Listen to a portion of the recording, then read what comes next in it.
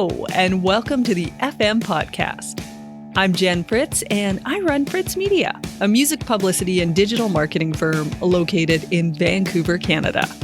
And this is episode number 32 of the podcast. So this week's show is all about musicians creating art in other spaces. And joining me on the show is someone who knows a little bit about that. It's musician and podcaster Jolene Higgins, who is also known as Little Miss Higgins. Now, Jolene and I had a great conversation about her new project called the Fire Waltz, which is both a 5-part miniseries podcast and also a full-length album. And the final episode of the podcast was actually posted yesterday, which also happened to be the release day for the album. So you can now hear all of the music and listen to all the podcast episodes. You can have access to all of it now. So make sure you check it out.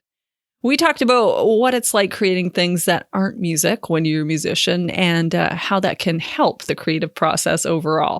It was a really great discussion, and I hope you enjoy it. Here's my conversation with Little Miss Higgins.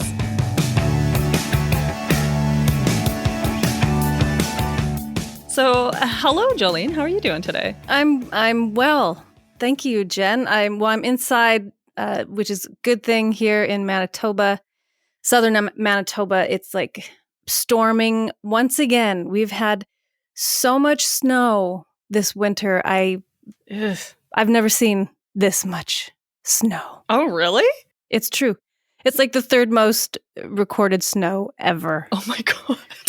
In like recorded history. I am so sorry. Yeah. So, well, you can't do anything about it. And I mean, it's just part of life and choosing to live in Manitoba. So that's true. You know, I'm okay though. I'm warm. I've got tea. Yeah. I've got a sweater, and I've got you. So see, and I'm in Vancouver, where it was so nice out. I went for a nice little run this morning by the ocean.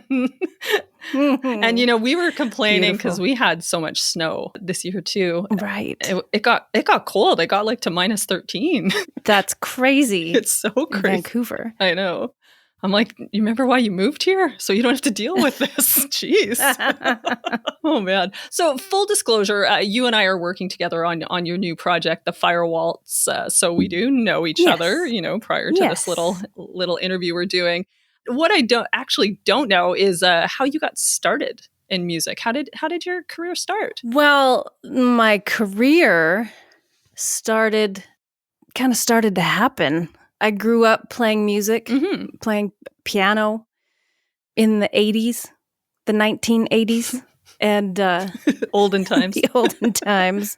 And so I was exposed to a lot of like 1980s country. My parents were country music fans. And then, I grew up down in the States as well. I grew up in Kansas. When we moved back to Canada, it was Southern Alberta. And oh, yeah, that's right. I was exposed to a lot of amazing music on CKUA radio, which is this amazing province-wide radio. And there was a lot of wonderful old like jazz and blues being played that I'd never heard, or I'd heard in like old movies, but I didn't know who it was. And so I'd hear a name and I'd write it down, but because it was like in the early 90s, I like had to wait till I was at a CD store and be able to like search for this CD and maybe they'd have it. So, like, that was my experience with, like, this music that I loved, but it was really hard for me to find. And so, yeah, I kind of wandered around Western Canada after I graduated high school. I went to theater school, and then I ended up in Yellowknife, of all places. And there was this amazing music scene in Yellowknife. Oh, my goodness. At the time. And I was playing guitar a bit, and I just finished theater school, and I got a job in a bar in Yellowknife. As you do. This bar it was kind of two levels. There was the main floor, and then there was the basement.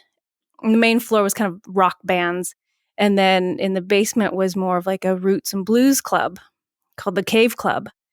Bands would come up and play for like 2 to 4 weeks at a time, because it was such a journey to get there, that they would, come and stay for a while. And it was awesome. I got to see some really great Canadian bands. A lot of bands from the Edmonton area would come up. And then there was always like open mic nights.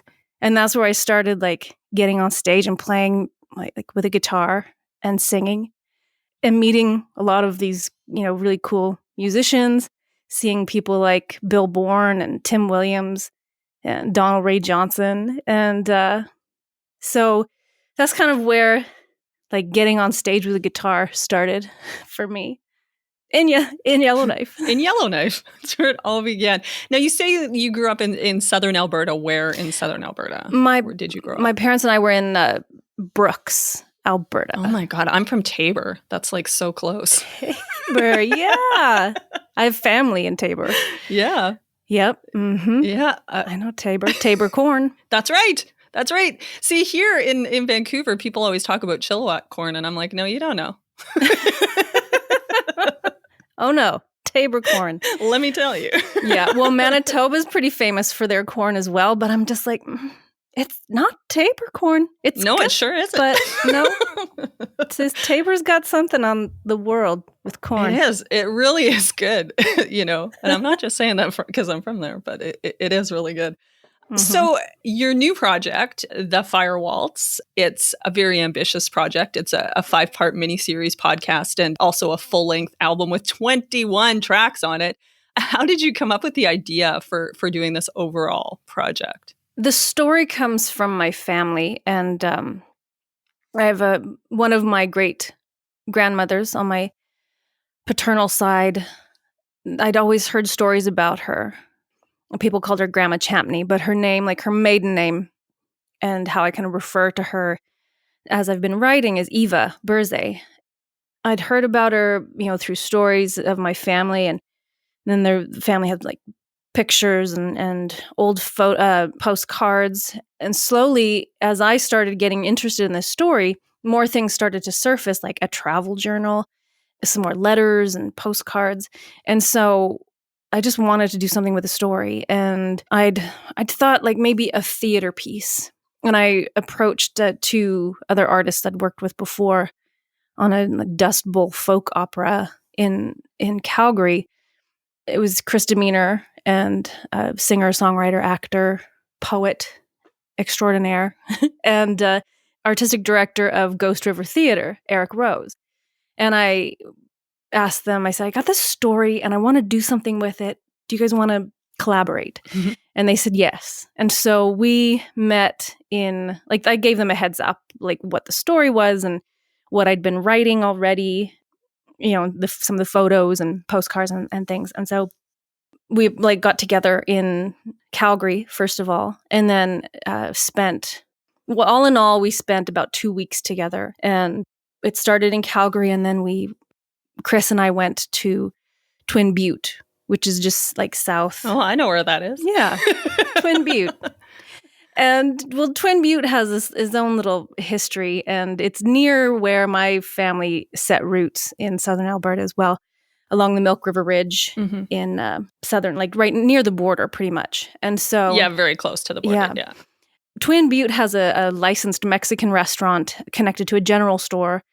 It also hosts live music. Yeah.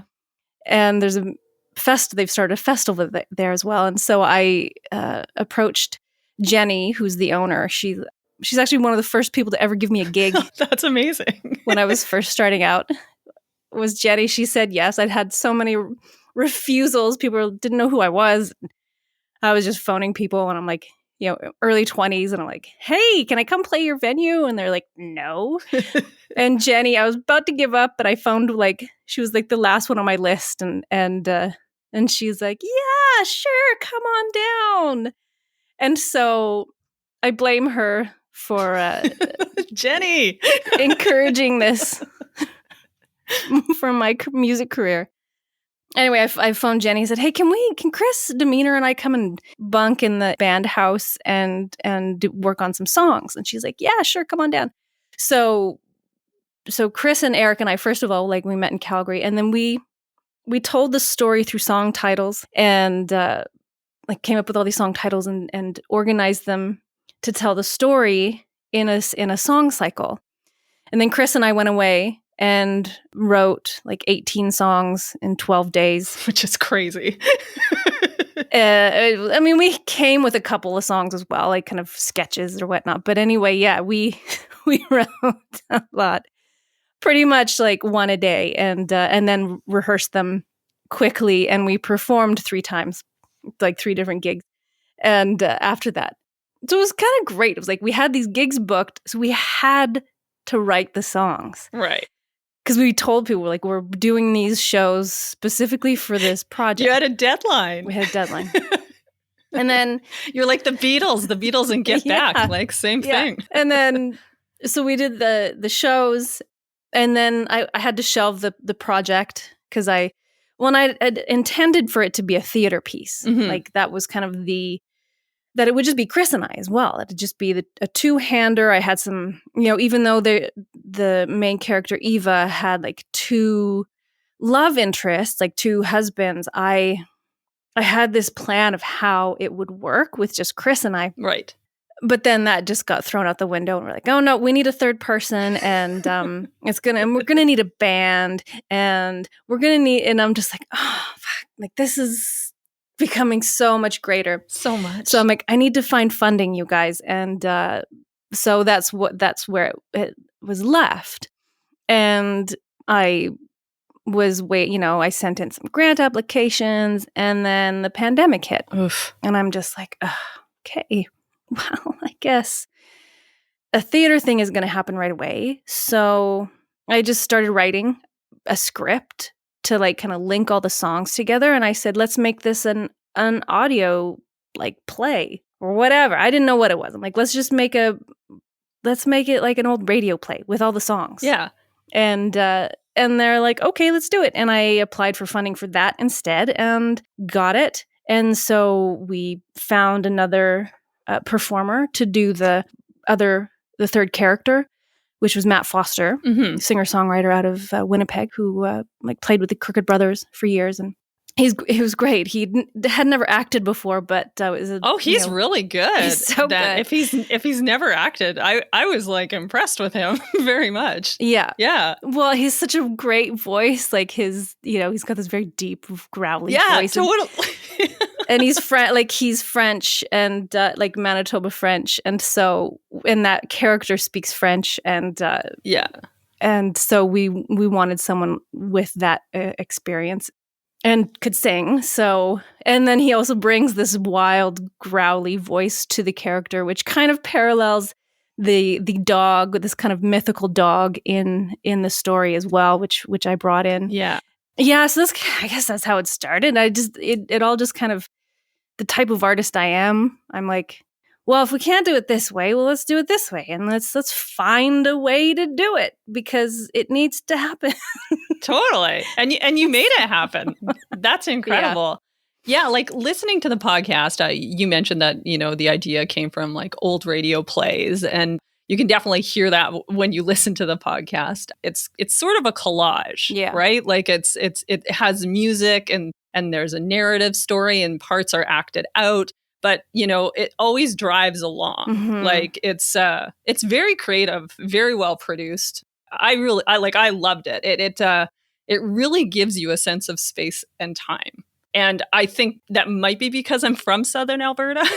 And so when they're talking about these places, or I'm picturing it and I know it, but I do think that comes through the production and through, obviously the wonderful acting and singing and music and all of it. Now, given that it's such a personal story, like about your own great grandmother, mm-hmm. and you actually like are singing in her voice, I wondered, and like talking for her, I'm wondering, like, what was that like for you to do that? Yeah, at first I kind of thought it might be weird, but it wasn't, because I mean the story is inspired by her. It's not like I'm mm-hmm. totally. You don't know that she said these things.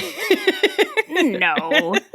I know a few things that she said, apparently, and did, and they did, or whatever. But I don't know. It's like I don't know. I guess because I took the story and made it my own, that I feel like it wasn't weird. It was super fun because, we had to do accents. Like Matt and I had, we didn't do specifically Jersey, like, because Eva and Francois they were born in France, both of them, but they moved to a little island in the English Channel called Jersey Island. So that's where a lot of the story takes place, or the first episode. Yeah. And, and they have these little accents. We didn't want to give them huge, thick accents, and we just let it kind of be there, and worked with a dialect coach, and just let it be kind of present, but not over the top, which was super fun because I have a background in theater, and so it was nice to kind of go back into that part of myself, and which I'd been wanting to do for a long time anyway. Music had just kind of always been the driving force of my career. Mm-hmm. And so this was a great way to kind of be able to weave that back in without having to go and audition for theaters or film or television. And so I just made my own show. And well, that's the way you do it, man. Yeah. Were there I wonder, when I was listening to it, were there any uncomfortable moments for you? Like I'm thinking particularly of the spicy bits with Francois. Like it's very sexy. Yeah. Well, it's funny because we were fine. Like we're all professional, and we're also all funny and good people. That wasn't uncomfortable for me. Yeah, I'm just thinking of putting telling that part of the story about your grandmother. Yeah. Well, again, it's kind of like I love story, and I just love throughout the pandemic, I've written probably 4 other pieces, like short stories pretty much, that are waiting in the wings. Like I just love telling stories, and I love the gritty stuff. Like, well, the thing is like as a kid, I'd hear these stories, but they were, very clean at the time. Yeah. But then I slowly heard more about Francois, how he was they use the word amorous. Yeah. Amorous? Oh, so he was like a cheater and and he liked to drink a lot, and he was, super sexual, and so I'm like, let's go there. Let's make him that. Like, that's fun. That's an interesting character. And even Eva, because you'd think she might be super straight-laced, but we gave this little twist to her that she does this sort of domineering thing, and it's like, which I liked. I really liked that. I liked how you made the character, or I don't know if your grandmother was like that, a very strong woman for the time. Mm-hmm. By the sounds of it, she was. And for her to do what she did, like leave her husband in the early 1900s with 2 children, and traverse an ocean and most of the country on a train. Yeah. And to do that by herself would have been very challenging. I always admired that about her. I'm like, wow, why did she leave him? And of course, there's lots of holes that we fill in. Yeah. We don't know exactly why, but yeah. Anyway, so to get back to the, you talk about the juicy bits. It's like, I feel like the story needed that. And just because it's my great grandmother doesn't mean that she wasn't a sexual person. And yeah, and so it makes for an interesting, of course, scene. And I think it's important to go there as a writer and a storyteller. Definitely. Yeah. I thought about that a lot as I was listening to it, wondering about the kinds of editorial decisions you were making about, your great grandmother. I loved how strong Eva was, and I particularly liked how funny she was. Mm-hmm. Where did that come from? Well, there's stories of her, she often said things that were the things my mom met, she was, even though Eva was my dad's grandmother, my mom met her and said she was quite a gal, and how she said Francois was a firecracker, and Henry, who she meets and I don't want to tell too much if people haven't heard it yet. But anyway, you got to listen. Don't give it away. But she said, Francois was a firecracker and Henry was as cool as a cucumber, and so, and those words came out of her mouth. And there's other things, like my aunt told me some stories about, how she said, a young gal should play the field. And, say things, she would say things like that. And I love it. Oh, and the other thing is, like, for season 2, there's this great story I heard about her. And when she was older and they got a TV, she would watch Stampede Wrestling. Really? And Stampede Wrestling? Yeah, I do. It was like okay. So because it started in Calgary. Yeah. And what's his name? Bret Hart. Is it Bret Hart? Bret the Hitman Hart. Bret the Hitman Hart. Like, and his family also, they started Stampede Wrestling, and she loved it. She'd watch it and she'd like beat on the floor with her cane. Oh my God. And yell at the TV. And I'm like, that's so great. So like, that's how season 2 is going to start. That's amazing. I'm giving it away because it's just so good. I'm like, oh, this is so great. Stampede Wrestling? Yes. Yeah. So I was going to say, you definitely get an idea of what a real character she was. Yeah. I know, like, initially you were planning on doing touring the Fire Waltz around the release of the album. Of the podcast, obviously pandemic related, didn't happen. Are you planning to maybe do that in the future? Yeah, I think, we've got some shows rebooked in October. Hopefully those happen. Hopefully we carry on like things seem to be okay, and restrictions are being lifted, and people are getting vaccinated, and that's why the restrictions are being lifted, which is good.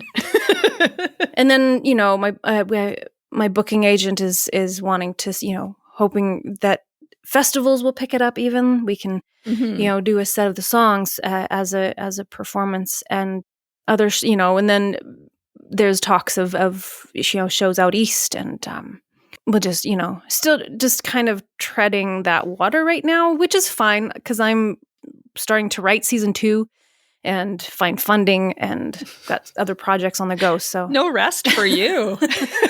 Nope. You're already on to the next. That's so great. I like that. So when you do tour it, like what does that look like? Do you play the shows? Is there a little bit of storytelling with it? What I see it right now, like the idea of the theatrical, piece has gone from my mind. I think when we share these songs, we share them as songwriters. We can have an element of the storytelling, but I think it's more of like a song, like, here's the songs from the Fire Waltz. We wrote them and here they are. Right. And we're going to perform them for you now. Like, we don't have to necessarily be the characters. We're sharing the songs as musicians and songwriters. All right, wrapping things up just a little bit. I know you were just saying that you're planning season 2 already. What else you got going on? It sounds like you really like making podcasts. Yeah, I do. I enjoyed my experience with the Fire Waltz. I also did one before that, a shorter one, kind of just to get my feet wet in the recording process, because I had to learn how to record. And then I also had to learn how to sound design, because I did all the sound design for the Fire Waltz and the piece I did before. So it's like searching for sounds and piecing it all together and making it an audio experience. And I really loved that aspect of the creating the piece. It's kind of like painting with sound and being able to create this world for people to go into and envision it. So yeah, I'm excited to start that and start season 2. And who knows? Like I said, I've got other stories that I'm working on, and I'm also writing a script for a puppet show. Oh my goodness, that's starting right away. I'm working on that. That's kind of a focus. Juanita Dawn in Calgary, she's an amazing puppet builder. She asked me to write a script for her show, and I'm like, yes. And we've been talking about working together for quite a while, and we met at the Banff Puppet Intensive like puppet building intensive, and or it's not building, it's like working with puppets. And so at the Banff Center for the Arts. Mhm. So that's where we met. Since then we've just been really good friends. I've stayed with her often when I come to Calgary, and finally she's like, let's work together, let's do this show. And so we're building a show together, and it's super exciting. Like, it's not children's puppetry. It's like, it's storytelling using animated objects and puppets that she builds, and creating these worlds kind of visually with animated objects. And it's so cool. It's so exciting. And again, it's kind of, writing has suddenly kind of taken over my world. I wonder what it's like for you. You started in theater, did music, what it's like to work another side of your creative brain. Does that help your other art? Is it nice to, sort of work on another muscle? Absolutely. For me, absolutely. It just seems to make sense, and it feels like where I want to be. Even with my songwriting, storytelling is important.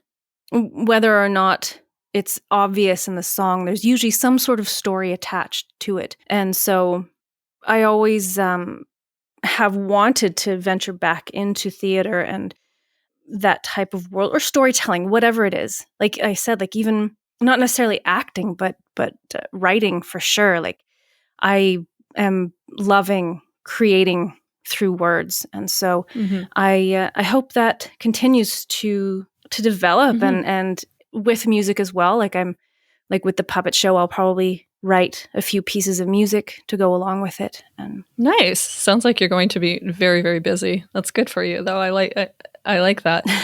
I just wanted to end this here. I'm going to end our show. I'm going to play our song of the day, and it's going to be the song "Flock in Your Head" from the Fire Waltz. I wonder if maybe you can tell us a little bit about that song. Cool. Because it's a song that doesn't sound like you at all. Like your like your previous work. Yeah. Well, that's the thing, working with Chris Demeanor. Like, he comes from a very different background and different style of music, and kind of like punk 90s, poet. And so I think it's great for both of us to work together and influence each other. He does a lot of work with loop pedals and words and sound. And so I said, well, hey, I've got this idea for a song. I want to, it's called Flock in My Head. I know it's kind of a weird thing to say, flock in my head, but he's like, no, let's do it. He's always like, yes. And I said, I want to create like a flock of geese, but like with my mouth. So he's like, yeah, sure, let's do it. And so he would like run the loop pedal, and I would create these sounds. And then we finally created a flock. And then I just kind of riffed over top of that with some lyrics that I had written, and he played drums. This was for like when we were writing, and then the live performance that we had done after the songwriting intensive. And so that's how the song came to be, and that's what it was. And so then to record it again, it was like looping my voice instead. Having a drum, it just wasn't the same when I played it with the drummer that we had at the time. And we had kind of layered a bunch of other instruments onto it, and it just wasn't working. So I brought it back to where we had created it in the first place, and just we took the recording engineer and I took one of Joanna Miller's bass drum notes and looped it. Yeah. And then I did my vocal kind of geese chorus over that. And then I added I had this fan that I got at a wedding, and it's made of little slats of sandalwood, and it has this wonderful percussive, sound that it's kind of weird and different. And so I used that to layer over, kind of like flapping of wings or something. I don't know. And then I sang the song, and so that's how it came to be. And it was just, and it's really different, really not like like I said, it's not like I usually. Not a song that I would normally write. So it was fun to go in a different direction I love it. Especially like the driving beat and the geese sound. It's really inventive and creative. I really enjoy the song very much. Okay, so now is probably a good time for us to head on over to our fresh content segment. Every week on the show, we discuss our favorite piece of music content for the week, and we always like to start with the guest. So Jolene, what do you got for us? Okay, well, it's funny because it's not new. It's new to me, but that's okay. So I don't listen to a lot of music, especially like if I'm in a project. So like I've been so immersed in the Fire Waltz that I kind of I haven't been listening to much other than that. And so I do work kind of a side career as a freelance writer for descriptive video for non-sighted viewers.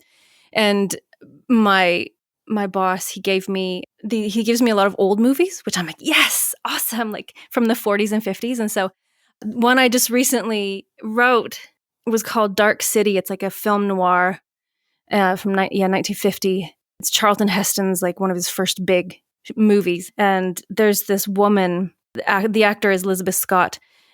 She was kind of the main character opposite him. And she's a singer in this club in Chicago. It's set in Chicago, partly in Chicago, and so she sings these songs, and it's just so fabulous. Like she's got this wonderful, smoky, rich voice, and she just sings all these torch songs in front of this little band on this, little bandstand in this cafe. It's called Sammy's Cafe, and she wears these wonderful gowns. And I just love it. I was like, oh, this is so good. So, those songs have been going through my head, and her voice. Like she sings all these old torch songs like That Old Black Magic and A Letter from a Lady in Love. And it's just amazing. So good. Amazing. So that's what's in my head, and that's what's new to me. That's amazing. What's the name of it again? Sorry? The movie is called Dark City. That's a good one. I like that one. There's another one. There's one. He gave me this other movie called Stage Door Canteen. Ooh. Again, it's full of like music and amazing comedians, and it's set, I think it's during World War II, because the Stage Door Canteen was this thing that actually happened. Like actors actually went and like performed for troops waiting to go overseas. And so this movie is about that actual place. And it's just like Ethel Merman and I can't remember who else in it, but just all these fabulous like singers and comedians, and like Count Basie's band is on it, and it's so good. two old movies for you. These folks. old movies, check them out. I love it. They're so good. Well, actually, it's so funny because mine's going to be a TV show too, but it's a new one, so a little different. My fresh content is related to the TV show, the new Hulu series about Theranos and Elizabeth Holmes called The Dropout. And, by the way, if you're in Canada, you can watch that on Disney Plus because we don't get Hulu. So there you go. I'm only like 3 episodes in so far. I think there is only 3 episodes so far. But because it takes place like in the late 90s, in the early 2000s, there's a lot of really good early to mid 2000s music in it, like Wolf Parade, the Yeah Yeah Yeahs, Sparkle Horse, Missy Elliott. And it was just like so good to hear it because I'm like, oh, I forgot about these songs. It was cool. Yeah. What's it called again? It's called The Dropout. Okay, it's about Elizabeth Holmes, who's a total con artist. It was a podcast also called The Dropout, but it's really good. Right. If you're looking for something new to watch, I recommend watching it, even if you've consumed everything about this, which I have. I've watched the documentaries, listened to the podcast, and I still really enjoyed it. And the music, I'm fairly certain there's probably a playlist of the music on Spotify, which I will find and I will link to in the show notes. So that's cool. That is it. Well, thank you very, very much for joining me on your Saturday. It's nice. Absolutely. Well, thanks for inviting me, Jen. No problem. This is where I typically ask if you have anything you want to plug, and you do. So where can people find the Fire Waltz? You can find it online in that place. through podcasts and on music places. And you can go to my website too, littlemisshiggins.com. Yes. I don't know. I don't spend a lot of time online. No, you don't. Stuff. Search. Just put it in that little search. Yeah, place. it's on all the podcast platforms. You can go to our website, littlemisshiggins.com, and listen to it. Listen to the music. It's so good, and you'll enjoy it. That's the Fritz guarantee right there. Awesome. Well, have a good rest of your day. Thanks. Bye. You too. Bye.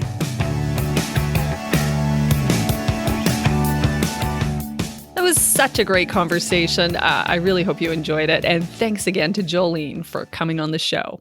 Thanks so much for listening to the FM podcast. If you like the show, please tell your friends and give us a rating and review in Apple Podcasts. It really, really helps us out. And you can also help us out by telling a friend about the podcast or even posting about it on social media. We'd really appreciate it. The FM podcast is produced by Fritz Media with production assistance from Carla J. If you want to learn more about Fritz Media, check out our website at fritzmedia.ca, and you can follow us on Facebook. We're at Fritz Media, and on Instagram and Twitter at Fritz_media. And if you want to learn more about the podcast, go to the fmpodcast.com. A big thank you, as always, to Said the Whale for providing the theme music for the show, and you can learn more about them at saidthewhale.com. Okay, so we're going to go out with our song of the week this week, which is, of course, a song from Little Miss Higgins. This is off of the Fire Waltz. It's Flock in My Head.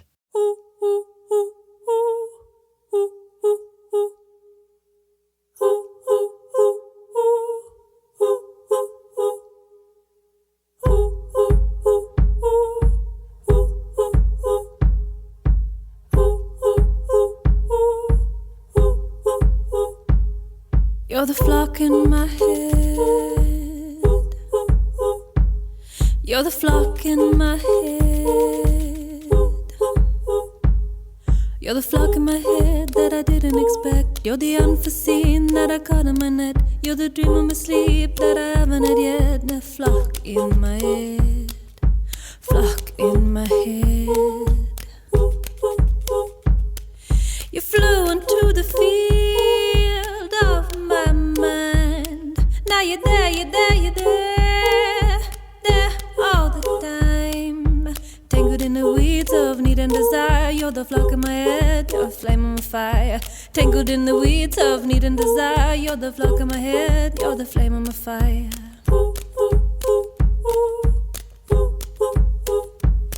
You're a rock in the stream that's flowing to me. Put a feeling in my heart I didn't know there could be. You're the speeding train that keeps coming to me. You're the flock in my head. You're the flock in my head. You're the flock in my head that I didn't expect. You're the unforeseen that I caught in my net. You're the dream of my sleep that I haven't had yet. Flock in my head. Flock in my head.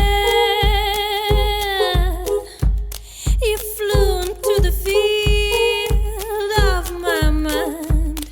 Now you're there, you're there, you're there, there all the time. Tangled in the weeds of need and desire. You're the flock in my head, you're the flame on my fire. Tangled in the weeds of need and desire. You're the flock in my head, you're the flame on my fire. You flew into the field of my mind. Now you're there, you're there, you're there, all the time. Tangled in the weeds of need and desire. You're the flock in my head. You're the flame on my fire. You're the flock in my head. You're the flame on my fire. A flock in my head. The flame in my fire. Flock in my head.